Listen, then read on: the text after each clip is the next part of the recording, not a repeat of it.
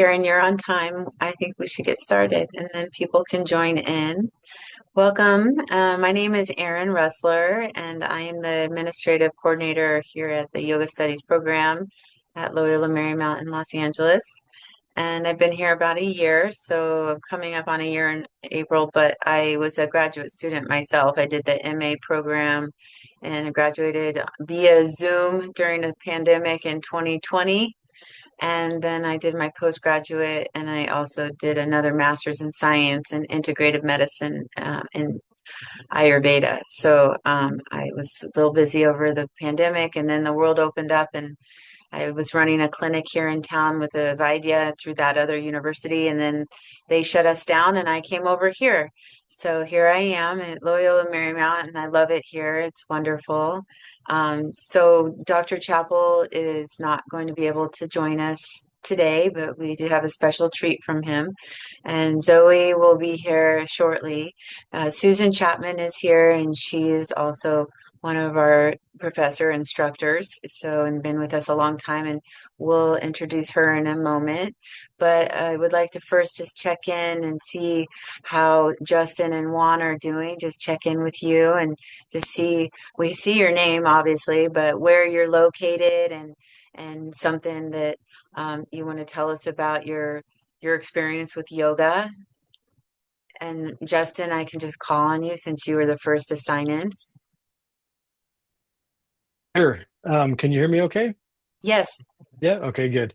Yeah, so I took a couple classes through Oxford Center for Hindu Studies, and then through that took Sanskrit, and through that found out about LMU and was really excited. I'm fairly close. I'm in Redlands, which is maybe a 2-hour drive, but I would probably be interested in the low residency program. But I've been to one information session already, and I'm still, contemplating it. I already have a master's, so I'm trying to decide if I want to, put myself through another master's program. But yeah, I'm excited to get more information and still on the fence, but I'm definitely excited about the idea.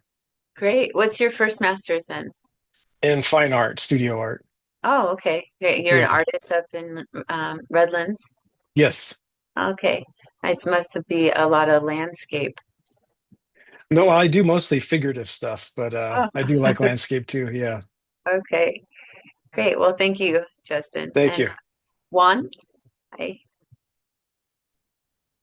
Hi, my name is Juan. I'm located in Long Beach. I started, I guess, yoga in my late teens. My aunt kind of introduced me to it, but I didn't really practice often until when I came back to college. I took a couple classes at Santa Monica Community College with Karen Huner, and then I did a 200-hour teacher training at UCLA.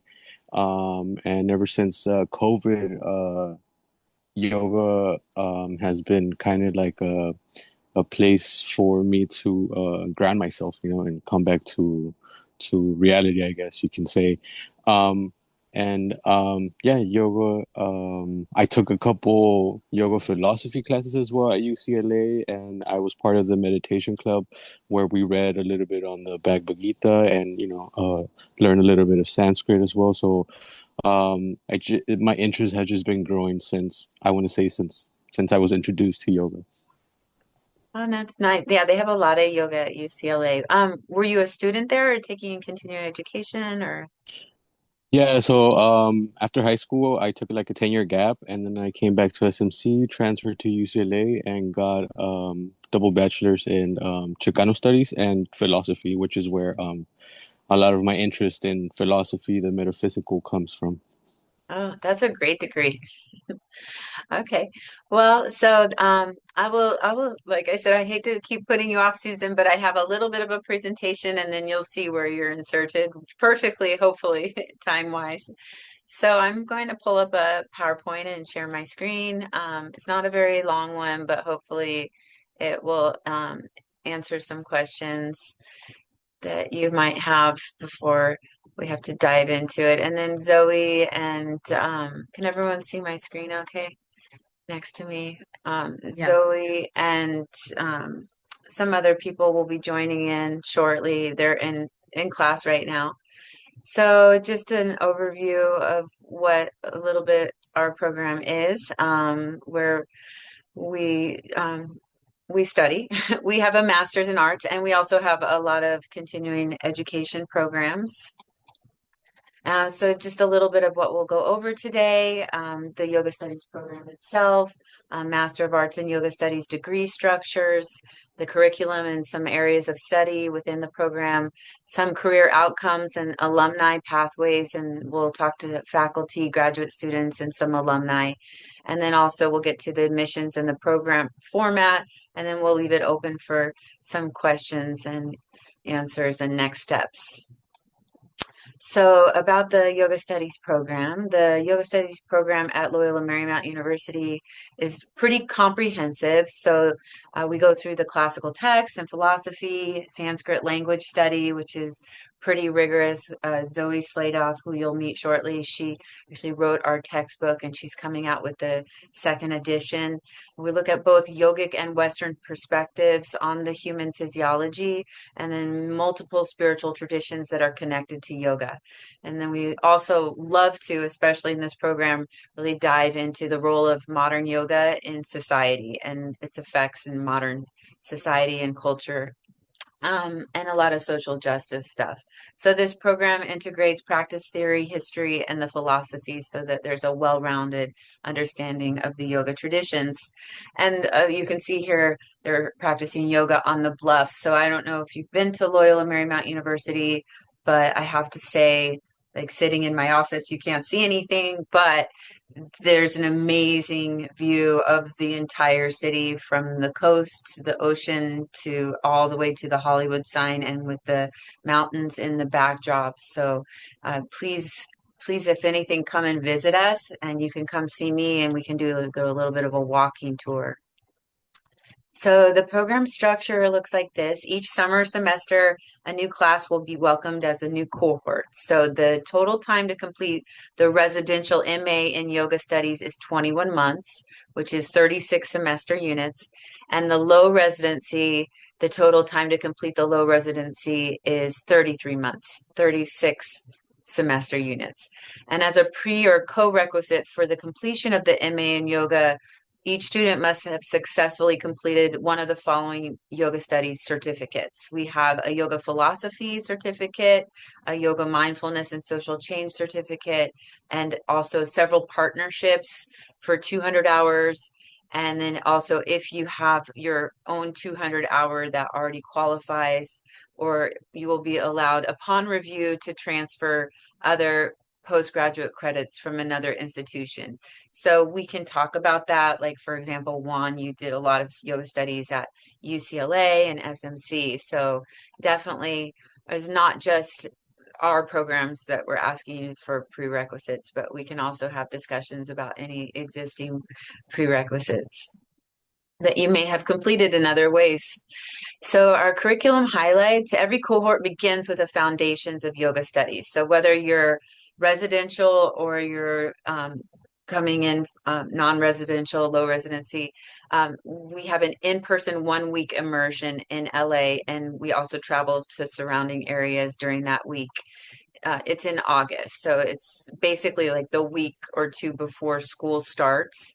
And this is where everyone in the cohort comes together and talks about the methodologies and how to prepare for the academic year and study, and engage with the discourse with Zoe. She'll be leading the foundations and going around town and kind of seeing a few places for some interdisciplinary research. Go to the Shivananda and then also the Vedanta Center, and then to Yoga Studio up in Ojai. So you can see these historic sites in relationship to Los Angeles and surrounding areas and get an idea. I mean, Los Angeles is a mecca. You're both in the surrounding areas, so I'm sure you're familiar with how much yoga, mostly postural yoga, is here. But there's also, the Self-Realization Center, and there's Shivananda, several Vedanta, Jain temples, and so many Buddhist places to visit as well. So, yoga in global and interreligious contexts, we look a lot at this in the studies through Buddhism and Jain traditions, meditation traditions, Vipassana, Zen, and Tibetan Buddhism. And there's also comparative mysticism across multiple religious traditions. And just, to note, we are a Jesuit school, so there is always this context of yoga against the backdrop of a Catholic school, which I think is pretty interesting from my background, my history too. And then this is Zoe. She's teaching Sanskrit in the wind. So we offer Sanskrit 1 through 3, Devanagari script, grammar, classical vocabulary, study of foundational texts that include the Bhagavad Gita and Yoga Sutras through the lens of Sanskrit, and then close reading of the Hatha Yoga classics such as the Hatha Yoga Pradipika, Garanda Samhita, and the Shiva Samhita. So we pretty, straightforward traditional classical text through the lens of Sanskrit. And now it's time for Susan. I did kind of leave this as an open slate slide, but this is Susan Chapman, and she will be instructing our yoga health science courses this year. Currently, she has been leading our practicum delivery for postgraduate yoga therapy and also for the CIAYT yoga therapy certification, which I'm still 6 years later trying to complete. And I have to always say that as a disclaimer every time I see her. But I will You will open up. do it.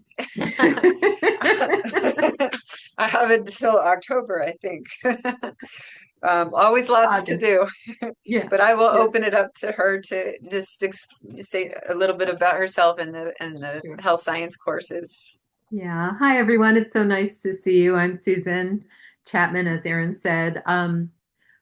I graduated from the program in 2019, and then I did an extra year called a PGYT, postgraduate yoga therapy certification, and I graduated with that in 2020 during COVID. I have two master's degrees also. One is also Master of Fine Arts. And I'm just almost at the end of my PhD. I'm doing a doctoral program in integral health. I'm doing my dissertation right now, and Dr. Chappell's on my committee. And I'm doing it on yin yoga, fascia, and its ability to help us effect personal transformation that can then impact global transformation. So I'm halfway through that right now. Um, as Erin said, I lead the practicum students for yoga therapy. At one point, I taught in the yoga therapy program through at the time it was the Center for Religion and Spirituality, but that program is not happening anymore. So now I'm working through a different department. I wrote a book that came out in June of 2025 called Being the Transformative Power of Practice. And I teach at not only Loyola Marymount University, but I also teach in the community college system where I live, which is in Santa Clarita, just outside of LA. And and I teach at a hospital. I teach at a hospital called Henry Mayo, which is the only hospital in my town. And I also only teach at the only community college in my town. And so I feel really fortunate. I was really, my whole life transformed by going through this program. I really wanted to I was a writer by trade. I was a speechwriter at UCLA. I only wanted to write in the yoga field after a certain point, after I had some experiences at retreats, and the program helped me do that. I worked for a global company for a long time, and I was their lead faculty and trained their teachers. And so in this coming academic year, I'm going to be leading the yoga health sciences courses 1 and 2. And so in those courses, we'll be talking about not only Western anatomy, but also subtle body. And I have a bit of a background in Ayurveda. And so we also will be addressing Ayurveda. We'll be talking about anatomy and physiology in a way that will enhance any baseline teacher trainings that we have so that we can help first of all, we always sort of go inward and we're, integrating the information for ourselves, but then also as we work with whether they be students or clients or we write or or whatever it is that however we choose to share this information. So there'll be Western anatomy and physiology, like I said, subtle body, Ayurvedic perspectives on health and wholeness, and looking at like the Ayurvedic seasons, the Ayurvedic days of the time of day. It's not just from like our doshas, but from other perspectives as well, time seasons of life, if you will. So for that as well, and then in the second portion of that, the second section of that class, we'll be doing more focused, project oriented work that will still focus on health science. And so that's what you can look forward to. And I would love to have you be part of it because I just think it's so exciting to hear about your backgrounds and the diversity of how we came to be, whether we have a background in art or we went and studied philosophy, just how this all comes to be and how the cohorts come together is really exciting and becomes a really rich experience for everyone. So I'm so very happy to have you here. Thank you, Susan. That was amazing. I love you. Thank you. So a couple people entered the room while you were talking. One is Lauren Kaplan, but she will talk to you a little bit later. And Leslie, hi. My name is Erin. I just want to check in with you and say hi. Are you here visiting just to see about the program, or No, you're here actually, to? one of my classmates reached out and was like, "Hey, will you hop on? We are looking for somebody to hop on and be a representative of the program." So here I am. Oh, great. Okay. Well, hi, Leslie. Thank you Hi. for being here. Yeah, I'm Okay. here to answer any questions if you guys have any. Okay. Great. All right, so we'll just carry on then with our presentation. I don't know where it's at. It's so many screens happening right now. All right, so Dr. Judith Carlisle, she does a lot of work in our program, but especially when it comes to social justice, her modern yoga and social impact courses, her yoga mindfulness and social change certification program, and all of these are really integral to our program, and we have had them since I was here. And I think, Lauren can attest. I don't know about Leslie and what it's like now, but I know that we've always been very influential and encouraging people to have a strong impact and a strong voice when it comes to how these traditions affect us in the West and also around the world globally. So she runs a course, it's almost a year long, yoga mindfulness and social change certification. Where she talks about all of these practices in relation to social change, dharma and karma, gender issues, food influences, some politics, race, hierarchy of, classicism and ableism, and all of the things that, we talk about in day-to-day society from the lens of yoga, and how we can help make change as practitioners of yoga and teachers. We also, of course, have a research and thesis development. We have a very strong thesis development support team, Nurinjan, Zoe, Chris Chappell, everyone pretty much in our faculty is here to help support you. We also have Tracy Tiemeyer. We have other people in the theology department. We have some grants available too for some additional research. We like to focus the research on, of course, yoga stuff, but a lot of it is about the methodology itself and the writing.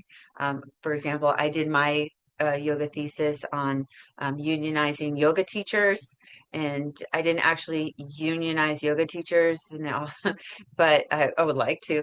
But I did my research project on that. It was really interesting.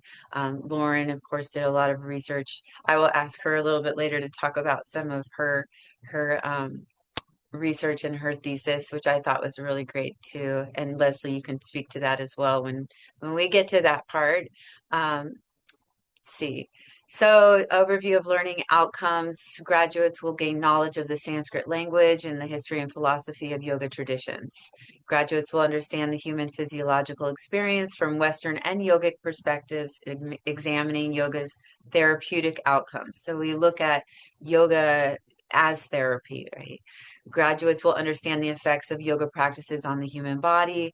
They will gain and apply knowledge of the spiritual and ethical dimensions of yoga, and they will understand modern yoga in the context of historical and sociological developments. So, trying to stay at the forefront of what's happening in the world.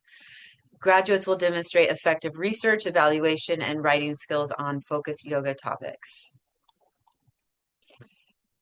And then ultimately, like leading to meaningful careers in yoga. And what does this look like? So, leading organizations in yoga, wellness, and mindfulness sectors, teaching at universities, teacher training programs and community settings, opening studios, developing innovative yoga education programs, and pursuing advanced academic research and doctoral PhD study. And also mentoring and training the next generation of yoga teachers from, from pramana, from right knowledge. It's a still the Wild West out there, and people teach a lot of different things. There's a lot of saturation of other things within the wellness world, and it's always taken into that context. But what does it look like to truly like take it out of the context of like fitness in the yoga studio and that's the end game for yoga teachers. There's so much reach into universities, there's so much reach into entrepreneurship and what that might look like to really bring it into different sectors in a meaningful way. And she's not here yet. I don't believe she hasn't pinged in, but I was going to introduce a couple of faculty at this point. But since they're not here, I'm going to go ahead and talk about Christopher Chappell on his behalf. He's not here. You could actually just like go to the website and look at this on the website and see his vast and amazing resume.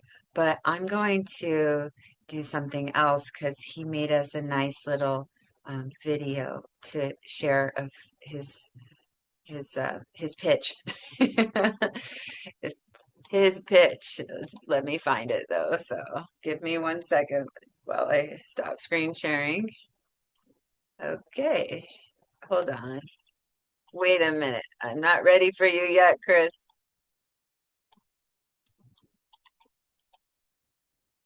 Give me a second. I went a little haywire here. Okay. Let me share my screen again so I can actually let you see that.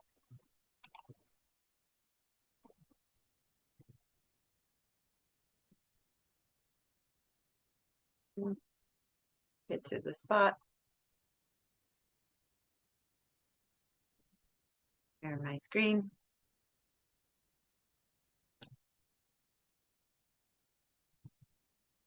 Go to the link.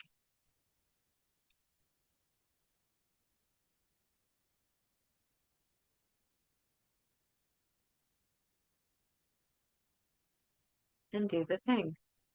Okay, can everyone see that?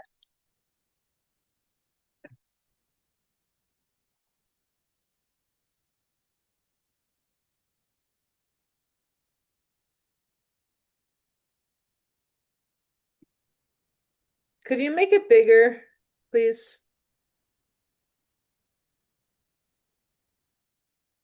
Maybe. Okay, fair enough. I don't think so. I can stop it and try.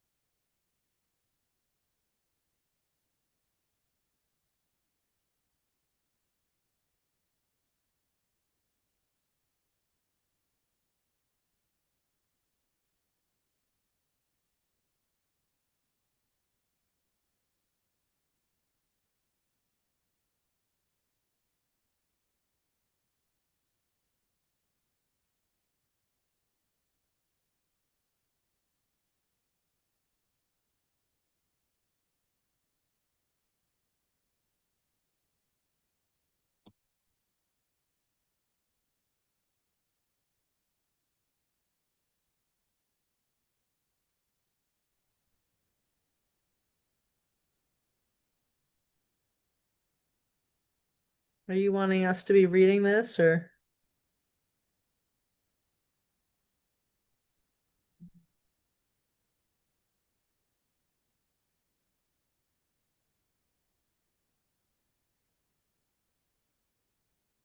Erin, can you hear me? Yeah, is yeah, what's happening? No, I'm asking, do you want us to be reading this text on the page? Oh, I don't know. What are you not hearing, Dr. Chappell's? You don't hear anything? No, we were just thinking you were doing something over there. No, I'm listening to his whole pitch right now. Oh no, I mean, you guys pitch in if I'm wrong, but I have heard nothing, just seen your face there and Oh no, the I thought I said, "Can you hear him?" And I got a thumbs up, so I thought that it was all good. Darn it. Okay. Let's see. Well, that didn't work then. Let's see what I just gotta figure that out. You didn't hear any of that? Luckily, it's only 2 minutes long. No sound, only camera. Huh. Okay. Well, I guess that's just a little too technical. So in a nutshell, I'm not going to try to attempt to do that again. I'm sorry. I can actually put the Zoom link in the chat in case you all really want to see it and see his wonderful um, airport. He was in the airport, so it's actually not that exciting. You don't see this right here? This it says Christopher Chapel. No? Okay. All right. Then that did not work out very well. Okay. we just see you and Okay. each other. Well, you don't see anything. You don't see my presentation. I just turned off the share. All right, let me just go back to the presentation then. Okay. All right. So, do you see that? Do you see the presentation? Yeah, can see it. Yeah. Okay, great. That's always helpful. If I ask you a question, just say yes or no. Okay, so Zoe's not on yet, so I'll talk about Narendran a little bit. Professor Khalsa, she was our clinical professor of Jain and Sikh studies when actually Lauren and I were doing our MA. And since Chris was on sabbatical that year, we got to take a lot of her courses, and she's still with us, and she's actually helping with the thesis now. But she's an amazing instructor and professor, and also very proactive in social justice. So she serves as a faculty advisor right now for Sikh students and interfaith committees, and she's been active for. So, are you going to allow them in? I can. Okay, let me see. Okay, there's Sheila June. There's Chris. There's our videos that we just went through. And I'm just going to sum up real quick before I let these people in, so that I can just get rid of the presentation and we can just talk. Okay, so just some important dates. We have our yoga day November 7th this year. We have a lot of lunch and learns. So I will send some links in the newsletter, or the links for the newsletter in the chat, and also the video that you missed. And then we also go to a lot of events and symposiums. And we have other continuing education opportunities. And we also support and partner with a lot of the leading organizations. So if you ever have questions about Alliance, AYC, IAYT, and other governing bodies for certification, you can always check in with us as well. Okay, that's pretty much what I have right now. I'm going to see, there's a few people in here. Uh, there's Dr. Slaytoff. She has entered the room. So I will unmute, or you can unmute yourself and introduce yourself and talk about whatever you like. Thank you, Erin. Hi, everybody. Nice to see you, Justin, and Lauren, and Jorge, and Juan, though I can't see you, and Sheila, June, and Leslie, but you were just in my class. But always nice to see you. Um, so yes, I will introduce myself, tell you a little bit about me and the program, and we are here to answer your questions. Um, so I grew up in Brooklyn. I started doing yoga when I was 15 from a videotape of Rodney Yee on the beach. Fabulous video for those who know what those are, which my undergrads don't. Um, and then I moved to the East Village when I was 17 to study engineering at Cooper Union, and started taking yoga classes. And when I was 20, I did a month. I'd started practicing Ashtanga before then, and I got to do a month of led primary and intermediate classes with Patabi Joyce in the Skylight Ballroom of the Puck Building in New York, which is quite fabulous. Like watching the sun rise during doing Surya Namaskar is quite something. Um, at the end of the month, he said, "Come to Mysore," and I said, "Okay." And I stopped studying engineering. I went to Mysore for I think 5 months the first time. I think I meant to go for a couple, and then I just kept staying. And then I kept going back for many years. He was a Sanskrit scholar, so I was intrigued. I wanted to know, he would quote these texts, and he knew everything by heart, which is the sort of tradition of Shruti Parampara, kind of memorizing these texts. And I really wanted to know what he was saying, so I took some classes. I kind of went back and forth a bunch to Mysore. I eventually went back to school at Columbia and finished my undergrad. Thought I was going to study neuroscience, but took some Sanskrit classes and was just even more in love. Um, and then my advisor who I loved left, and I had somebody else who I didn't quite work as well with. So I decided to quit after I finished the undergrad, I forgot to say I started a PhD program at Columbia, because I was really happy there. But I ended up stopping after the master's after my advisor left. And in that time, I opened a yoga shala on the Upper West Side in New York. I actually opened it 2 days after defending my MA thesis because, that's how I roll. Um, and during that time, I also started teaching some Sanskrit classes, and I wrote this book, this big, heavy book, which is what I teach from. In this program, I am coming out with a second edition, which I think should be a little later. There will also be an ebook edition. I'm a big believer in real books, but I do know that it's nice to sort of have it on the screen where you can blow it up and such things and carry it around without, it being so heavy. But yeah, the new edition should come out hopefully this summer. I just talked to them this morning. Um, Anyway, I wrote this textbook. Somewhere in there, I met Dr. Chappell. And he wrote a review of my book. And then that's kind of how we met. He came and visited my yogashala. We hung out for a few hours. There was some other point he came back to New York. He took me to his ashram in Long Island. Um, and then during COVID, there was this opportunity to teach one Sanskrit class for this program, online from New York. And oh, I forgot to say before this, I was working, when I finished writing my book, I started doing this translation of the Aprakshanabhuti, a text on yoga and Advaita Vedanta, attributed to Shankaracharya. And somewhere in there, I sent it to my publisher and I was like, "Hey, I'm working on a new book. Do you want to publish this?" And he said, "Let's sell some copies of your other one first." But he's like, "But write to Chris." So I wrote to Dr. Chappell, and he said, "You should use this as a basis of a PhD dissertation, and you should work with Chakravarti Ramprasad at Lancaster in the UK." I said, "Okay." So I wrote to him, and I ended up doing that. And so yeah, anyway, back to so I was in the middle of doing that. And then COVID happened, and I ended up teaching this one class online, one Sanskrit class online during COVID.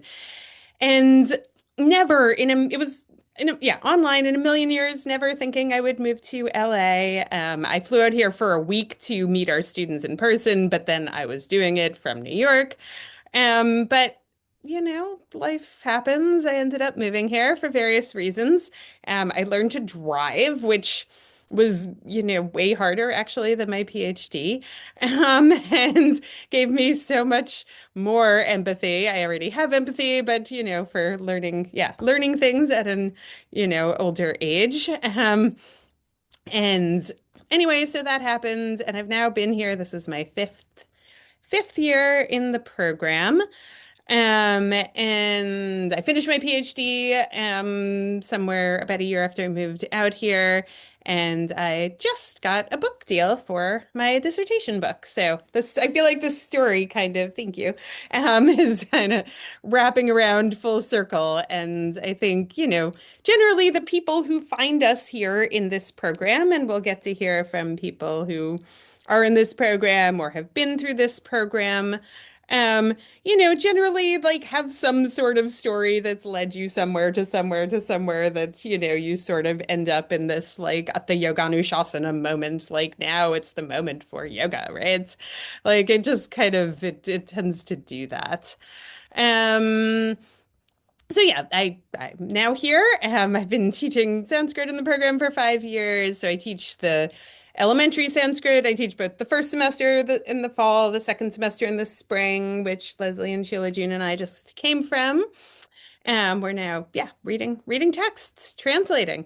Um, and they can tell you about that. And then I do a third semester the following fall. Um, I also teach the foundations class, which is what you will all, if you join our program, hopefully start with. This is in the summer before the program starts. It is the second 2 weeks of August. That's so August 10th through the 21st. And we literally like we build a foundation, both in terms of material, but more importantly, in terms of, many people have been out of school for a while. So getting back into, like what does it mean to be in school? And what does it mean to write papers? And, people come at this from different places, and also to get to know each other because, there are lots of fabulous people who are part of our program. And one of the wonderful things is how each cohort develops relationships and connections that then hold when people go back home. And so, our program is both residential and non-residential. So for those who are residential, we are here having class in person, but we're also always simultaneously doing things on Zoom, as you will hear. And it's kind of, I mean, I'm definitely old school in terms of, Sanskrit and technology, and, I get everybody to write everything by hand. But also, it's really incredible that everything is recorded.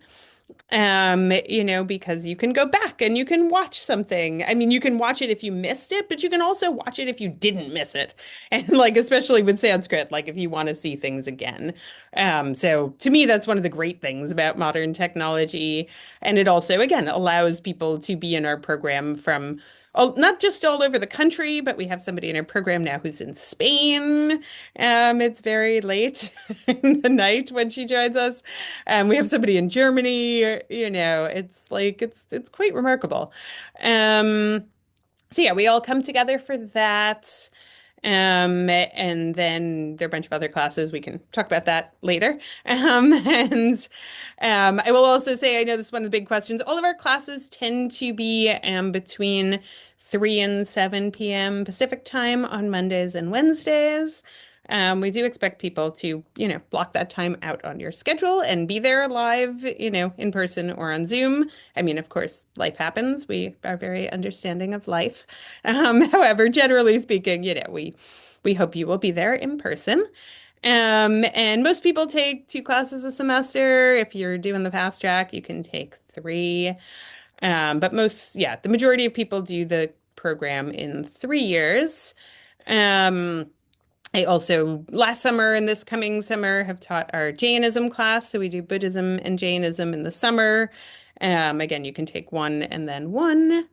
So yeah, the first, you start off with the foundations class. Then in the fall, you take Health Science 1 and Sanskrit. In the spring, you take more Sanskrit and yoga philosophy. I'm teaching yoga philosophy right now also, so I'm getting to spend lots of time with everybody. And we are having fabulous conversations. I think so, at least. We're talking about the Bhagavad Gita this week. And you also take modern yoga and a mysticism course and hatha texts. And at the very end of all of it, you wrap up with a thesis, which we usually try to start working with you on with you early. I've taught it for a few years, but I'm taking the year off. Dr. Khalsa, who Erin was talking about when I joined the Zoom, is teaching it this year. Anyway, that was a lot of information, trying to tell you a bit about me and about the program, but I can also tell you more about either. So, I will stop talking for a little bit.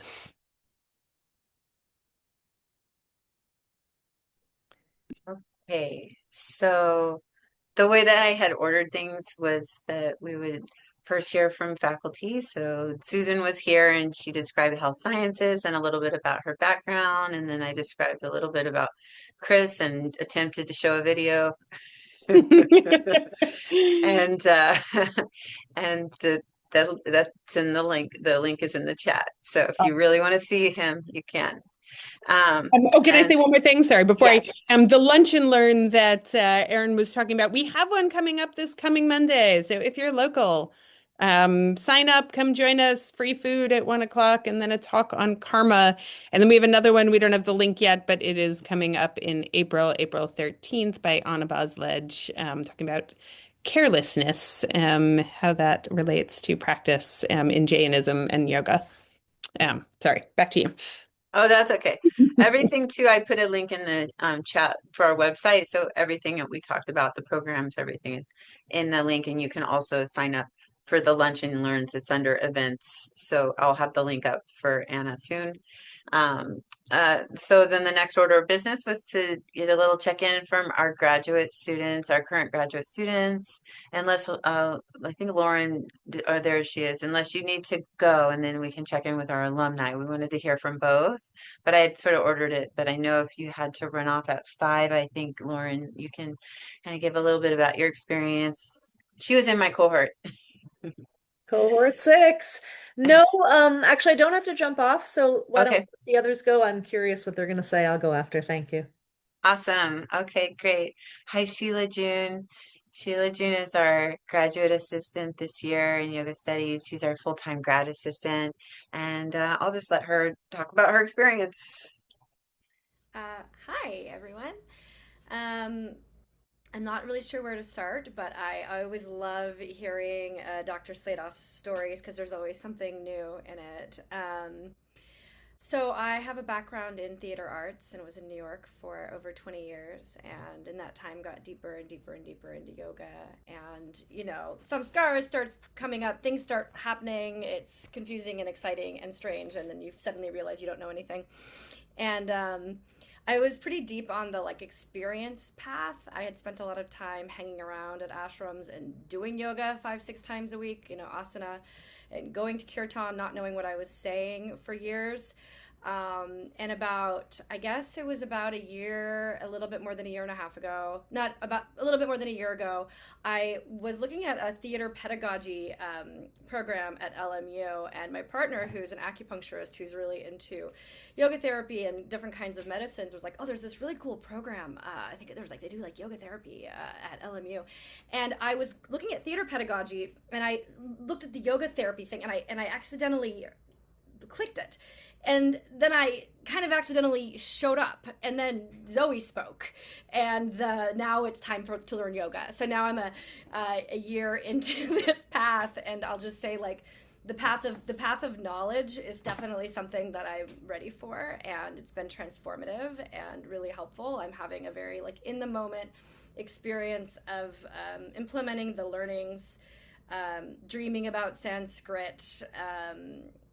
I'm really happy. I mean, I'm deep. Leslie might agree. I don't know what your experience is, Leslie, but we're deep in it. We're what, 9 months in or something. So we are enmeshed, and my brain is floating with Sanskrit, trying to put things together, like learning a new language, learning a new way of operating in the world, and feeling very humble. I imagine you all have a yogi path, and it changes and evolves, and it, has the energy, and then it has the tamas, and then it has the sattva, and it's definitely in evolution. So the thing about like Zoe and Chris and Aaron and everybody at LMU is they're incredibly supportive. And yeah, I don't know what else to say, but I'm glad I'm here. Thank you. And we can ask questions too in a little while. I just wanted introductions. Leslie, do you want to pop on, say something about your... Thanks for coming, Leslie. Yeah, of course. Sheila, June, and I are in the same cohort. I started practicing yoga when I was 17. And I don't know, I feel like my journey is very different from like everybody else that's in class. I really approached this program because I am living in a life where I don't have any yoga in my life, like any real yoga. Not there's tons of like yoga studios that offer hot yoga and this yoga and that yoga, but like as somebody who's been practicing asana for over 20 years, I am not looking for that anymore. I haven't been looking for that for a while. And I really like was searching. I'm at a point in my life where my kids are getting older, and I this program just kind of fell into my lap. Like I went onto Google and I was looking at all different avenues. I had looked at Naropa because that was the only other school that like potentially had a program. But I can't say how I can't express accurately enough how glad I am that I am in this program. I feel fulfilled in a yoga way that I haven't been fulfilled since like maybe I first was introduced to Ashtanga like 10 years ago. Just the depth of learning, the knowledge of the professors, the care and love of the professors that you can feel. Yeah, it's been awesome. The first 2 week program in August is huge. I am obsessed with the fact that you guys do it that way. It really, Zoe had said something like one little liner once about like it really changes, people aren't just faces in boxes. And like that is so true. We all know each other. So the fact that we're all in different places, it doesn't feel all that relevant. And yeah, I can't say enough good things. So I'm happy to answer any questions. Thank you both. I like hearing your stories again too. It's funny every time, right? Every time we tell our stories, they're like a little different. Like they keep evolving. Oh, I will say the other thing that yeah, that Sheila June and I did was go to India in December. So we also have this India trip every other year. And I had always said that I wasn't going to lead it, but I co-led it with Niranjan Khalsa, and we had a fabulous adventure, a yoga therapy adventure in India. So that's an every other year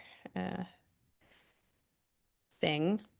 Again, we're sort of thinking about how, yeah, how exactly that will happen, but it's yeah, something we intend to keep doing. I also just want to say one more thing. As a person who hadn't been in school for like 20 years, um, the program made it very easy to like, oh yeah, I have to write a paper. Here's how you cite. Here's, that kind of stuff that was a little bit intimidating for me. And it was pretty seamless. So I thought that was good. Yeah, and we have a great librarian and a great new graduate writing specialist, which I'm so excited about. Yeah, that's a new addition. But yeah, we are here to support wherever you're coming from. So speaking of India, so Lauren and I were in India together when we were in our graduate program. We went on the Jane trip. So when we were studying was before there was a yoga therapy concentration. And we went to India on the Jain excursion. So, and we had a little small cohort, so it was very nice. And we stayed in a mandir. And there's been different opportunities, I believe, throughout the history of the program to be able to go to India. Nothing is guaranteed because it's usually every other year, or it changes, but it's always an exploration. Chris is there now in Rishikesh, and or he's at least on his way there, and Rishikesh is where his destination is. But with that segue, I will introduce you to Lauren Kaplan. Hello, I'm Lauren. So I went through the master's program and I graduated in 2020, cohort 6. What's the current cohort number? It'll be 14 coming up. Oh, cool. Um, yeah, so I had spent, I don't know, 20 years teaching yoga in studios around Boston. I'm from Boston. Um, I was originally trained at an ashram in the Shivananda lineage in Cape Town, South Africa, where I lived for 10 years. And then I had a different career when I was living in Africa, but then when I came back to the States, got into yoga, was teaching all the time. And then I really wanted to teach in the university so I could take a group of people and like go through a curriculum rather than what I was doing in the studios, which was like, who showed up, we would teach. I mean, there were teacher trainings and retreats and things like that, but I really liked the idea of getting into an academic setting. Started to looking around for how to do that, and then found this program. Um, so I'll just cut to my thesis because the thesis, as I think you've been told, is the last semester, or it takes a semester, right, to write the thesis. There were a lot of esoteric questions could have pursued for my thesis work, but I decided to go really practical because I wanted to keep, making my living in the yoga field after the master's program. So I did a review of undergraduate yoga classes that had a practice element. So not the yoga classes that were in the religion department, but the yoga classes that in undergraduate locations that were being done for credit, that were in a dance department, that were in an PE department or a kinesiology department. And I was writing a thesis, so I was researching pedagogy, but also calling different universities that have these programs and talking to people who were in the field that I wanted to go in. So that's what I did my research on. And then a couple of years later, I did get a position actually at Loyola, at LMU, teaching undergrads. So as it turned out, what I did for my thesis work ended up being something that I'm putting to use now. And for anyone who's interested in potentially going into, academics or teaching yoga in the academic arena after this master's degree program, it is happening more and more in our country. And one thing to note is that some, particularly trade schools, community colleges in some cases, are offering and in some cases are looking to offer certification programs. So rather than just taking a yoga class as an undergrad, taking a course which will certify you to be a teacher afterward, that's a growing area where where students are wanting certification. Let me just see if the other thing I learned about, just in case you didn't know this, but one of the many, many, many things I learned when I was doing the program is that there's a Yoga Therapy Alliance that's out there. There are so many yoga therapists that there's an International Association of Yoga Therapists. So I don't know where the program is now with yoga therapy, but that's another route you can take if you want to do further education. Yes. Thank Oh, you. I'll say one more thing. Sorry. Okay. What's really cool, as you might guess, about being able to teach the undergraduates, in a semester-long course, is that we do physical postures. They train in different physical postures and the um, perspectives behind them, but also we do talk about different yamas and niyamas and ethical principles and mental perspectives that are so inherent to yoga. So it's really fulfilling to be able to be teaching both things to the students that I have. Great. Thank you, Lauren. Yeah, I think there's a lot of opportunities in academia. It takes a little bit of elbow grease and vision and entrepreneurship, but I think there's a high demand. I'm leading a 200-hour training here at the rec center at the Burns Recreation Center in tandem with their program Fitwell, and we really just put it out in like 2 weeks, one Instagram post, the QR code, and we had 27 people respond when we interviewed and actually had to pick people to be in the training because they wanted to keep it very small. We had such a high interest in just a 200-hour training here. It was great. And I come from a studio background where I've led, 10 or more teacher trainings through a corporate yoga studio, which is like grinding and prospecting and trying to get your numbers and get students in the door. This is a completely different experience. I think it just showed me like, and these students are wonderful. They're very attentive and they're really open, and I get to infuse a lot of tradition rather than just postural practice, which I think is where it's at. So just to, I mean, that's teacher training teaching, but I think, Zoe teaches undergraduate courses as well. Yeah, I teach this undergrad traditions of yoga class here. I created it and they capped me at like 18 the first couple times and I still had like 20. And then this semester they capped me at 30. So I think, I've got like 31. And it's been amazing. And Sheila June, and Jessica have been, so I set it up so the Monday and Wednesday we do mostly philosophy in the classroom with a little bit of practice. And then Fridays, there's an actual yoga class led by our grad students. So if you're local, that's an opportunity that will hopefully continue. But yeah, again, I think these things are, I just thought we should have one. So, but like made it happen. And again, I think there's a lot of room for that. It just is sort of having, like Erin said, the elbow grease, the initiatives, this kind of like, make these things happen because the students love it. And there's this whole new generation I'm seeing of students who have like yoga teacher parents. It's really interesting, or at least their parents do yoga. And this was not true, when I was in school, certainly. So like there's a whole other thing of like, like when Leslie's kids go off to college, right? Like my mom does yoga, my mom's doing a master's in yoga studies. And Mhm. it's interesting. Like it is a different kind of a different time. Um, yeah. Should we open it up for questions and next Yeah. steps? If Let's Juan and Justin have any, can converse. Yes, Justin, I raising your have, hand. So I have good. to raise my hand. We appreciate Sure. it. For the residency versus non-residency, as um if you get into say the low residency program, are the Zoom classes that I would attend, are they live classes that are happening on campus? Does Yes. that make sense?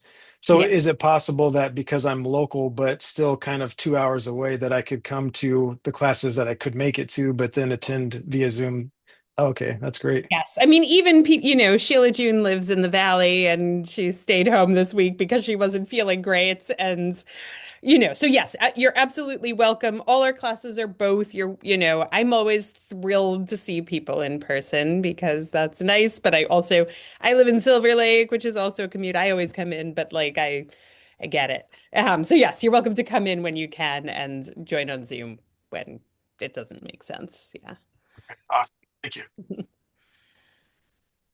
Will say that teaching the undergrads on Friday, if you happen to teach, is one of the most satisfying, fun aspects to this because we get to apply the philosophy and share our postural knowledge and see their brightness and spongy receptivity. It's really fun. I highly recommend the opportunity.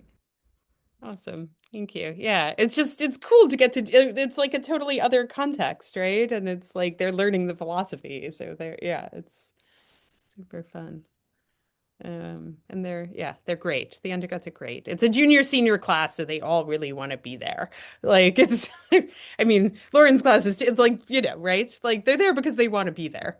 which and LMU is a special place. It's definitely, yeah, great students, both graduate and undergraduate. Um, Yeah, other questions? whenever people in my life bemoan like the state of the youth and everything, I mean, I get where people are coming from, but my actual experience of the students at LMU is like generally very earnest and wanting to be there and attentive and polite and intelligent. So I have that little data point to counter what some people say. I know, I feel that way too. I hear, yeah, friends sort of lamenting and what I mostly feel really inspired. I just think, yeah, like they're amazing. Like we're having these amazing conversations about the Gita. We've been talking about the Bhagavad Gita, yeah, both in my undergrad class and in my grad class this week. And so, yeah, it's fun to have these conversations on all levels. Yeah, they're really engaged. Um, I have another question, if that's all right. Of Please. course. So talking about teaching postural yoga classes, my background in yoga is extremely limited. I mean, I've probably been to 100 uh yoga classes. So my route here has kind of been more through meditation and self-discovery and mindfulness and that kind of stuff. So it seems like it's still a good fit for me because it doesn't seem like it's postural focused. But is that true? Absolutely. No yoga is required. Sunya, who's in our current cohort, has done much less than 100, much fewer than 100 classes. And um, yeah, it's definitely not, yoga takes many forms as we discuss, even in the Yoga Sutras. There are three sutras about postural yoga, about asana, and all they say is that, the posture should be steady and comfortable. And you should relax your effort and think about the infinite. And in the commentary on the Yoga Sutra, it lists 11 postures, I think, and they are all seated postures for meditation. So if you don't need all the jumping around, then like great, you're more advanced. It's whereas certainly yoga means many things, and meditation is yoga. And so, that's many different, 0.05, something like that. It's wild. Yes, postural yoga is just our modern interpretation, but absolutely, it's not really what we do here. I mean, the only time actually during the foundations class, Dr. Chappell likes to come in and do an hour of some asana practice in the first hour. Maybe Leslie and Sheila June can tell you. Leslie's laughing. Maybe she can tell you. It's not asana like I had ever experienced. It's not. It's like super traditional, I guess, in some ways. But it was not what I think most of us were not expecting it to be what it was. And also, Justin, you would not be the first one. There've definitely, I can think of a handful of people who've come in to the program and done the program through that route rather than being asana based, some form of chair. Even there was someone in our cohort who was more into meditation and charity sides of yoga. So you wouldn't be the first. Thank you. That helps. Yeah, and it's one of the things that I really love about this program is that people come to it from such different backgrounds, and then we share that. It's like I feel like it brings different dimensions to our conversations, to all of the things that we do, because people have different backgrounds, different practices, different lives, and we all learn from each other. Um, I do have a couple questions. When is the deadline for the application? I think I saw online that it's April 1st for what do they call it? Priority deadline? Is that the deadline, or can you still turn in your application after that? And my other question is, I guess, now that you guys are bringing up all the other components of yoga, is there any like pranayama breathing techniques in the yoga therapy part of the program? Yeah, to your first question, my mind just went blank. Sorry. Your first question was Tell me one more time. The deadline for the The deadline, application. yes, thank you. It is not a dead deadline. So, it is again a priority deadline, but we definitely take applications after that. It just, if you want, especially if you want or need financial aid, we encourage you to apply sooner rather than later. It just makes that whole process much easier. And I will say a few things about the application itself. If you need any help with that, I'm happy to help. But you can start it and come back to it. So I encourage you to start it because there are things like letters of recommendations, and you need to like put your recommenders' names, and you need to get transcripts. So those things, like aside from the pieces that you have to do, like those things take time. So it's good to just kind of like get that ball rolling. And then you write a personal statement and an essay that responds either to an encyclopedia article that I wrote about yoga, um, or a bit from Dr. Chappell's Yoga and the Luminous. And then you make a short little video so that we now know who you are, but so that when we're reviewing applications, again, we get to kind of see you. But again, the application you can start and come back to, and that really helps. But yeah, we do accept applications after that. It's so do it. We just sooner rather than later is better. Um, and maybe Leslie and Sheila June can talk about like maybe what you did in Health Science 1 in relation to pranayama and kind of things like that, if you want. I love health science one. We learned all the things, but like apparently on a surface level, it didn't feel surface level, by any means. Lauren, you can. Oh, bye. Lauren had to go. I was, I was sorry. I'm a little sick still, so my brain is.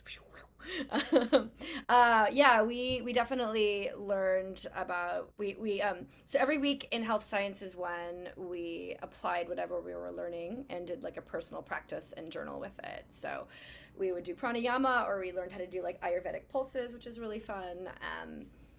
What else, Leslie? We kind of touched on everything.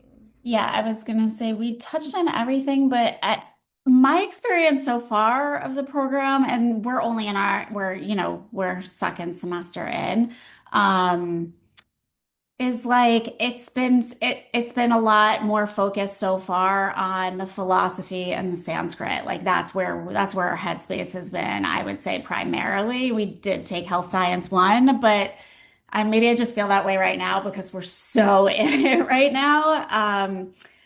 But I think you will definitely, yeah, you will, that is definitely part of the program. But I guess my point is like the program feels, at least right now, less like practice-y and more, God, I don't know how to articulate what I'm trying to say. Oh, Help. yeah, I know. I'll also hop in there by saying like it's interesting because my brain was focused elsewhere. I actually didn't have that experience. Right now, philosophy for sure, but first semester doing health sciences one and then going on the yoga therapy journey. Mm. Actually, I don't know if Zoe, if you would agree, but the yoga therapy journey, I would say the majority of the focus was actually pranayama I for mean, for therapy and for meditation. That was like pranayama is the way. It was kind of like Yeah, no, I mean, I came back and like started doing more pranayama than I've been doing in recent years. And it definitely was very pranayama heavy. I mean, the other thing about our yoga therapy trip was that it was very yoga philosophy heavy. And so it's interesting if you go to India to study yoga therapy, you're actually going to get a lot of yoga philosophy because they don't, we tend to separate these things, but they don't. And so, in our I mean, in our Sanskrit classes, we're reading. We just finished right now reading a verse about Uddiyana Bandha and binding the breath in the Sushumna Nadi, and so we're always talking about these things. And so much, this was my experience studying in Mysore, in that it's all connected. So the reason we're reading these texts, the reason we do the reason we study Sanskrit in this program is because, it has all the practices embedded in the philosophy and the philosophy is embedded in the practice. And so there's kind of this like nice interplay. I think that, it's always been this way for me. I do my own practice every morning. I've been doing this for 30 years. Like, sorry, my light goes off every few minutes if I don't stand up. Um, my office reminding me to breathe and move. But this idea that they're not separate. And again, it's what I love about this program is everybody in this program is both a scholar and practitioner, whatever that means to them in some way. There's an embodied and engaged experience, even when we're talking, we're reading texts and whatever. And to me, that's what I learned in India. That's how it's meant to be integrated every teacher I've ever studied with, and including the ones we were with on the yoga therapy trip. So it's interesting how, yeah, we want to sort of separate, but it's sort of all the same. Um, Other questions? Justin. My question was about the thesis. How open is the topic selection, or how much freedom do you have, I guess?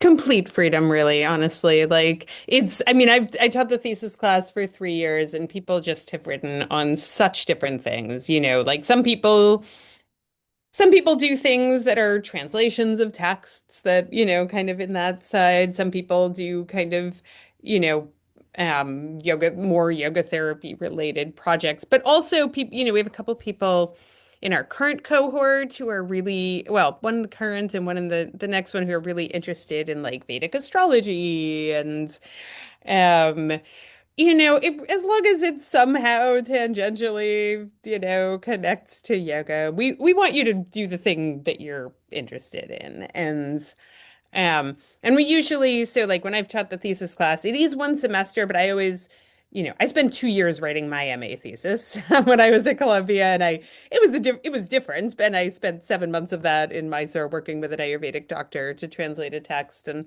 um. But anyway, just to say, we want you to be thinking about it. So I usually start with people in the fall to like, what are you thinking about? Let's chat about this. And so that you have more time to do the thing that you want. And people do sometimes come in knowing what they want to do and they do it. Sometimes people coming in thinking they know what they want to do. And then that changes because we read all kinds of things. I will say also with the foundations class, one thing we did, and I'm teaching it again this summer, is to have a paper that you don't write during those 2 weeks because we do some writing, but it's very intensive 2 weeks. But a paper that you write over the fall in drafts that I work on you with so that you kind of get some, get that practice writing and get into that. And that also, can kind of be on anything. In general, most of the papers, including the thesis, can be on what you want. And yeah, people come to this program with so many different backgrounds and interests and yeah, directions they want to go in. Yeah, Thank you. sure. Um, Um, Hi, I'm George from the Graduate Admission Office. Been sitting back here in the back, just nice and quiet. Want to remind Juan and Justin that we also have two other programs, or three basically, for financial aid in case you are interested in financial aid and career and professional development. I'm going to post them in the chat. If you didn't register for them, the link will be there. You can just attend. So I want to make sure we did that. And thank you. there it is. I'm sorry, I mispronounced your name, George. No worries. That it's the actual name is Jorge, but I've gone Okay, by George for so many years that gotcha. Thank you. Yes, we were meant to tell you about that. So thank you. I have a slide. Oh, yes, Erin has a slide. I am also going to put my email in the chat, if you have further questions. And yeah, other questions for us now? Juan, where are you? Uh, I'm in Long Beach. Okay, you're Hmm. close. Okay, Yeah, pretty close. awesome. Yeah, thanks for the information. Sure, yeah. Well, So if yeah, you're ready to talk about the next steps, you can reach out to Zoe. You have her email. You can also send another email to me or Yoga Studies. Um, and yeah, you have Oh, more to say, Zoe. Anyone else want to? I had one just more quick that's another question question. Go for it. before I Yeah, yeah, forget. Sorry. absolutely. So I'm currently taking some of the classes for the certification for yoga philosophy, but I missed it, so I didn't get to the Yoga Sutras. So how do people usually manage that? Do they take if I don't finish in time, they just fit it in during the program along with the other classes? Okay, Yeah, you can but it can be either a prerequisite or a co-requisite. So prerequisite. Okay, you can totally do that one in the fall. okay, perfect. Yeah, they're kind of rolling. But yeah, it's nice to do some of them in advance because it kind of dips your toes in. Um, any other questions? Actually, I do have one last question. Sure. So I am going to community college right now. I just recently went back, and I am trying to get an AA in paralegal studies. It's gonna take me about 9 months, or it's rather 11 classes that I have to take. Would there be any issue if I continue doing that while I apply for this yoga studies program? Do I need to drop the community college? Would there be any issue with that? Um, do you have a BA aside from that? Yeah. Yeah, yep. Um, oops, there goes Leslie. Um, I can say, it's really about your time, I think, and I mean, I think grad school does always surprise people in terms of how much work it is. Again, if you've been out of school, but it's, if you've been doing that, then great. You're kind of in school habits. Um, so, I think it's really about your timing. But it sounds like it's not that intensive. Well, right now, no, it's all introduction classes, but I was just, I guess I was more worried whether financially or if like school wise there was going to be an issue, right? But if it's just on my timing and I guess my Okay. own Yeah. capability, then I think I can make it work it out. Yeah, I'm not sure how that affects your ability to receive financial aid. I would say go to the financial aid thing from 6 to 6:30. Maybe they can answer that better than I can. Yeah, I don't honestly know how that works in terms of, yeah, financial aid. Yeah, that would be my recommendation. Okay, thank you. Sure. Um, yeah, we have a lot of pets during our during our meetings. Anything else? Right. Well, yeah, super welcome to email me. If you can come to the Lunch and Learn, either this one on Monday or the one in April, come, then we can, say hi in person. And again, the talk starts at 1:40, but we start serving food at 1. We will be here. Just you can kind of, if you want to get an embodied sense of being here. You're also welcome, I should say, while I'm saying that. And a couple people did this last time.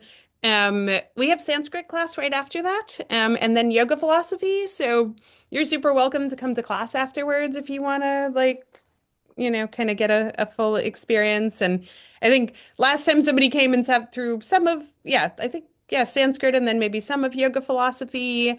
The campus is also beautiful, so you can walk around. You're welcome to come into class and out of class. And again, just sometimes it helps to get an embodied experience of things. So if you can do that, I encourage you to do that. Yeah, I think that's it that I have to say. Okay, we can wrap up then. So just reach out to us if you have any questions, and thank you for coming. It's nice to see you.